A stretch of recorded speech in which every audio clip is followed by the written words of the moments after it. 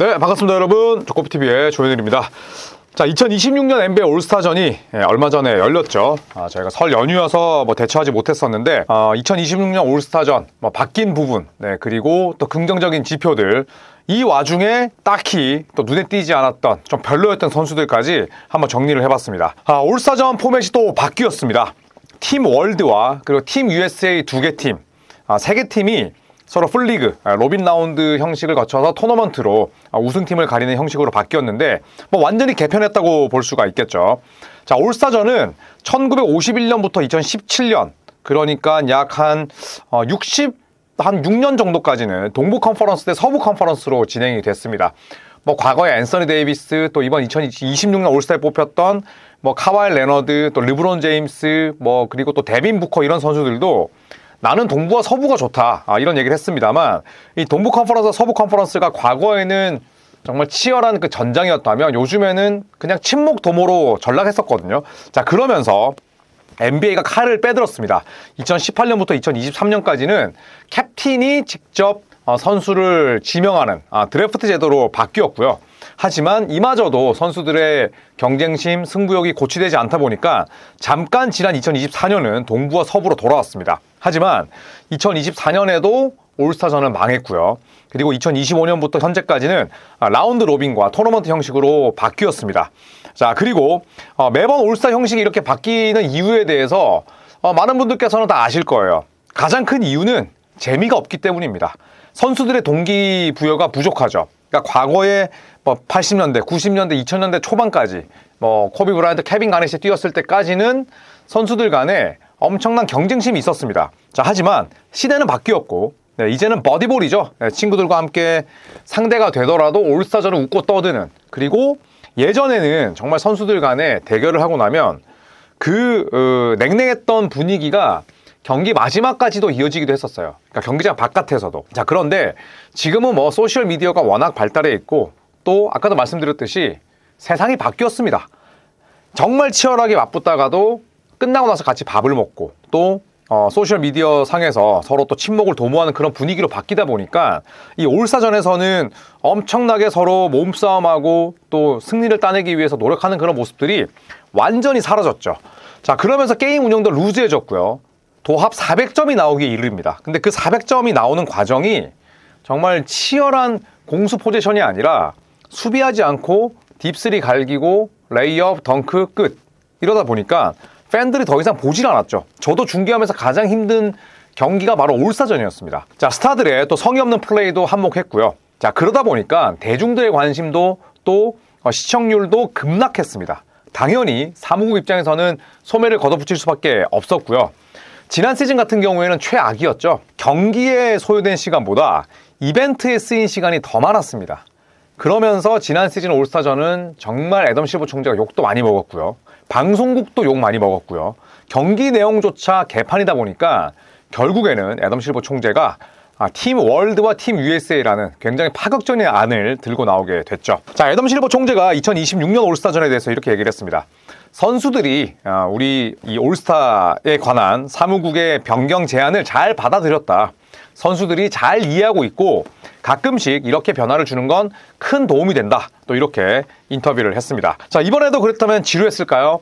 아니었습니다. 저도 쿠팡 플레이에서 박세훈 위원과 또 한장희 아나운서가 중계를 하면서 정말 즐거웠어요. 물론 굉장히 많이 바뀌는 그런 제도 때문에 저도 완벽하게 룰을 숙지하지 못한 그런 부분도 있었지만, 그래도 중계하는 입장에서 또 팬들께서 보는 입장에서 전혀 지루하지 않았던 너무나 재밌는 이벤트였습니다.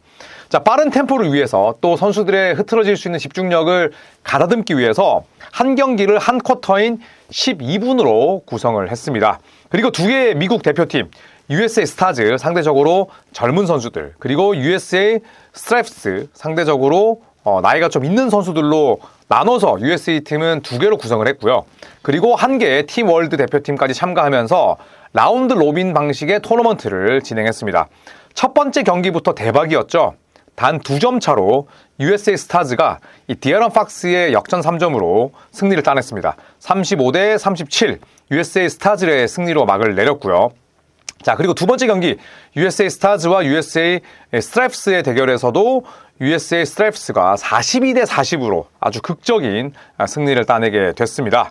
자, 그리고 세 번째 경기 월드팀과 USA 스트랩스의 경기였는데 빅터 웬반야마가 엄청난 열정을 내보였지만 결국에는 USA 스트랩스가 45대 42로 승리했습니다. 정리하자면 라운드 로빈 방식으로 이뤄진 풀리그에서 세 경기가 전부 다 원 포지션 게임으로 끝이 났어요. 이거는 진짜 의도하려고 해도 쉽게 되지 않는 그런 그림인데 세 경기가 모두 다 시속 게임이었고요.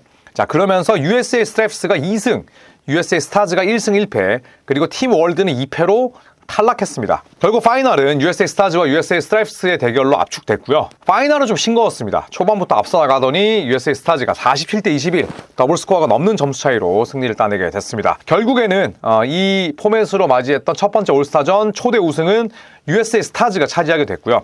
MVP는 앤서니 에드워즈가 받았습니다. 2003년에 케빈 가넷 이후에 처음으로 올스타전 MVP를 받은 미네소타 선수가 됐고요. 미네소타의 간판이자 현재이자 미래다운 그런 퍼포먼스를 선보였습니다. 자, 최근 10년 동안 올스타 MVP를 살펴보면 2026년 앤서니 에드워즈, 25년 스테픈 커리, 24년 데미안 릴라드, 23년 제이슨 테이텀, 그리고 22년은 스테픈 커리였고요. 21년에 야니스 아데토쿤보, 20년 카와이 레너드, 19년 케빈 듀란트, 그리고 18년이 르브론 제임스, 17년이 앤서니 데이비스였습니다. 자, 하지만 이 와중에 여전히 몸살이는 스타들이 있었습니다.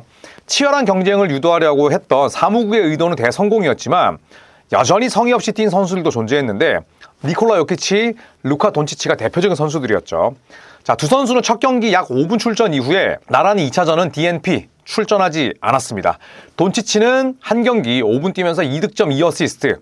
자, 물론 햄스트링 부상 때문에 당초 출전 제한 조치가 있긴 했습니다만 이 올스타전 때 엄청난 경쟁심을 내보이거나 성의를 내비쳤던 선수가 아니었기 때문에 뭐 사실 시선이 그렇게 곱지는 않았어요. 자, 그리고 요키치도 마찬가지입니다. 첫 경기에 나섰지만 5분 동안 득점 없이 리바운드 2개에 그쳤고요. 지난 시즌부터 정말 대충 성의 없이 올스타전에 임한 대표적인 선수입니다. 당연히 눈초리가 매서울 수밖에 없었죠. 네, 요키치는 올스타전에 어떻게 보면 굉장히 어울리는 그런 뭐 우스꽝스러운 몸짓도 있고 개그 감각도 있지만 최근 2년 동안은 최악의 올스타 선수라고 볼 수가 있습니다. 자, 현역 최고의 선수인 둘의 부재 속에서 팀월드는 결국 아무도 예상치 못하게 2패를 떠안았습니다. 사무국의 의도와 다르게 USA 팀들의 잔치로 2026년 올스타전은 바뀌었고요. 그나마 조별 예선 3경기가 다 재밌었기에 망정이지 돈치치와 요키치는 이번 올스타전에서는 딱히 뭐 할 말이 없었습니다. 자, 치치 콤비 이전에 아주 성의 없게 올스타전에 참가했던 2명의 선수가 있었습니다. 첫 번째는 칼 말론, 14번 올스타에 뽑힌 그런 이 90년대 최고의 스타였는데 이렇게 얘기를 합니다. 올스타전은 젊은 선수들이 자신을 뽐내는 자리다. 나 같은 베테랑은 그저 집에서 쉬는 게 최고다. 이렇게 인터뷰를 합니다. 젊은 선수들이 자신을 뽐내는 자리가 아니라 팬들의 사랑을 받고 지지를 받은 스타들이 팬들을 위해서 보답하는 자리죠. 완전히 생각이 글러먹었고요. 특히나 1990년 올스타전 당시에는 부상을 핑계로 출전 거부했었습니다. 그리고 올스타 휴식기 동안 고향에서 동물 사냥하는 장면이 포착되기도 했었고 지속적으로 1990년대 중후반까지도 본인은 올스타전 뛰기 싫다는 이야기를 밥 먹듯이 했어요. 만약에 현대시대였더라면 더 까였을 겁니다. 자, 두 번째 선수는 놀랍게도 현역인 지미 버틀러죠. 올스타 6회에 뽑혔는데 현대 NBA에서 올스타전을 가장 노골적으로 기피하는 선수입니다. 이벤트 참여보다는 팀 승리와 또 자신의 신체 컨디션을 극도로 우선시하는데 이것도 자, 물론 팀 승리와 자신의 신체 컨디션을 먼저 돌보는 게 잘못된 건 아니지만 올스타전은 팬들을 위한 자리입니다. 그렇기 때문에 저는 이 지미 버틀러의 올드스쿨함 전혀 없다고 생각해요. 그냥 버틀러를 위해서 그냥 붙여준 대표적인 잘못된 칭호가 아닐까 생각을 하고 그러면서 이야기하기로 그냥 쉬고 싶다. 내 몸이 휴식을 원한다. 팀의 플레이오프 진출이 훨씬 더 중요하다. 이런 얘기를 아무렇지도 않게 했던 선수고 이번에도 또 그런 얘기를 했었죠. 올스타전에 나 뽑지 마. 다른 선수들 뽑아. 이런 이야기를 또 하면서 빈축을 사기도 했었습니다. 2018년 올스타전이 백미였는데 2018년 올스타전 당시에 버틀러는 올스타전 출전 선수 명단에 이름을 올렸습니다. 하지만 단 1초도 뛰지 않은 채 벤치 대기했었죠. 물론 탐 티보도 감독이 혹사해서 힘든 시기긴 했어요. 그러면 다른 선수들에게 차라리 뭐 양보를 하던가 아니면 진단서 끊고 대체 선수를 뽑게 하던가 그러지도 않으면서 1초도 뛰지 않았습니다. 당시에 동부 컨퍼런스 이끌던 감독이 출전 의사를 물었지만 피곤하다는 이유로 거절했어요. 이때부터 버틀러가 올스타전을 얼마나 말도 안 되게 생각하는지를 알 수가 있었고, 프로 의식 결여, 올드스쿨이다 이런 칭호는 사실 집어치워야 됩니다. 자, 그 와중에 빛났던 2026년 올스타전 별들도 있었죠. 자, 팀 홀드는 2패로 아쉽게 또 무기력하게 물러나긴 했습니다만 빅터 웬반야마의 활약은 엄청났습니다. 표정 진지했고요. 패하고 나서 그 아쉬움 마치 플레이오프를 보는 것 같았습니다. 올스타전에 대한 진심을 보여줬었고, 올스타전이 시작되기 전부터 무슨 얘기를 했냐면 나는 아주 진지하게 임할 것이고 분위기를 주도하겠다는 얘기를 했는데 실제로 그 약속을 지켰습니다. 앤서니 에드워즈 빼놓을 수 없죠. 자, 물론 좀 언행이 가볍기도 하고 또 때로는 굳이 하지 않아도 될 말들을 해서 좀 아쉬움이 있는 그런 선수이긴 하지만 우승과 동시에 MVP 차지했고 이번 올스타전 누구보다 열심히 뛰었습니다. 앤트맨의 넘치는 열정을 볼 수 있었기 때문에 이번 올스타전이 더욱더 빛났고요. 자, 웸비는 2경기 평균 10분 뛰면서 16.5득점, 리바운드 4개, 1.5 블락샷. 그러니까 이게 2경기 단 20분 뛰면서 한 거예요. 자, 그리고 앤서니 에드워즈 결승까지 뛰었기 때문에 3게임을 소화했고요. 쿼터당 평균 8.6분 뛰면서 무려 10.7득점, 리바운드 3개, 어시스트 1개를 기록을 했습니다. 자, 웬반야마는 이번 올스타전에 대해서 이렇게 얘기합니다. 나는 이번 올스타전이 꽤 좋았다고 생각한다. 카와이 레너드는 모든 슛을 집어넣었다. 정말 멋진 경기였고 2025년 올스타전보다는 훨씬 더 나았다. 이렇게 자평했습니다. 자, 그러면서 개인적으로 나는 올스타전 매우 좋아하고 이런 무대에서 경쟁력을 내보이는 건 선수로서 최소한의 의무다.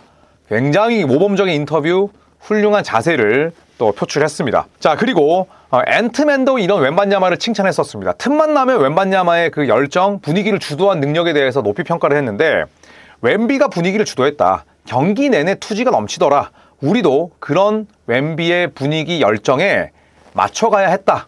이렇게 인터뷰를 하면서 웬반야마에게 또 공을 돌렸습니다. 자, 그런 다음에 앤트맨 굉장히 직설적인 선수잖아요.